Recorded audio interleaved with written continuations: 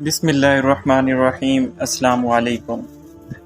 عورت ایک تصویر کی مانند ہے، اگر جہل کے ہاتھ لگ جائے تو اپنی قدر کھو دیتی ہے، مگر صاحب دانش اس انمول ہیرے کی بیش قیمت خیال کرتے ہیں۔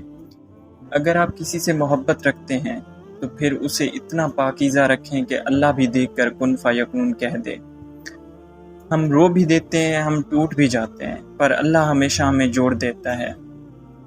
تمہیں ضرور کوئی چاہتوں سے دیکھے گا، مگر وہ آنکھیں ہماری کہاں سے لائے گا۔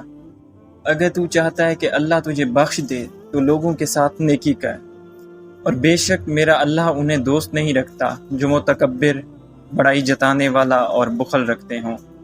جب آپ کی ناراضگی کی فکر نہ رہے تو سمجھ لیں رشتہ ختم اور مجبوری شروع ہے۔ جب تم تھک جاؤ تو اللہ کے سامنے رو لیا کرو، مشکلوں کا وزن گھٹ جائے گا۔ ماں سے محبت کرو، کیونکہ ماں کی پریشانی دیکھ کر اللہ نے صفا مروہ کو حج کا رکن قرار دے دیا۔